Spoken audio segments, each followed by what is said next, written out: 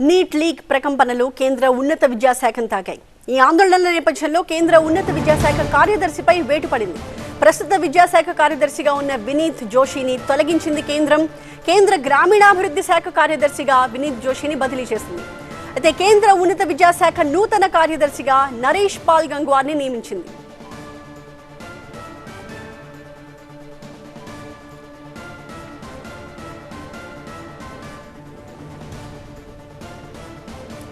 కేంద్ర ఉన్నత విద్యాశాఖని neat leak ప్రకంపనలు తాకాయి. ఆందోళనల నేపథ్యంలో కేంద్ర ఉన్నత విద్యాశాఖ కార్యదర్శిపై వేటు వేశారు. ప్రస్తుత విద్యా కార్యదర్శి వినీత్ జోషిని తొలగించింది కేంద్రం. ఆయన్ని కేంద్ర గ్రామీణాభివృద్ధి శాఖ కార్యదర్శిగా బదిలీ చేసింది. ఇక ప్రస్తుతం కేంద్ర ఉన్నత విద్యాశాఖ నూతన కార్యదర్శిగా నరేష్ పాల్ గంగ్వార్ని నియమించింది. మా ప్రతినిధి మహాత్మాతో మాట్లాడదాం. మహాత్మా, ఈ నియామకంతో, ఈ మార్పుతో స్టూడెంట్స్ ఏమైనా శాంతించే అవకాశాలు ఉన్నట్టు భావించవచ్చా?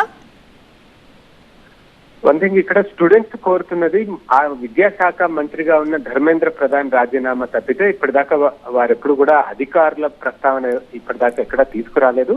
కాకపోతే కేంద్ర ప్రభుత్వం దాదాపు 20-25 మంది ఐఏఎస్ అధికారుల బదిలీలను చేపట్టింది. అందులో భాగంగా విద్యాశాఖ కార్యదర్శిగా ఉన్న వినీత్ జోషిని కేంద్ర గ్రామీణాభివృద్ధి శాఖకు బదిలీ చేస్తూ ఆ స్థానంలో నరేష్ పాల్ గంగ్వార్ని తీసుకొచ్చింది. కేంద్ర ఉన్నత విద్యాశాఖ కార్యదర్శిగా నరేష్ పాల్ గంగ్వార్ని నియామకం చేసింది.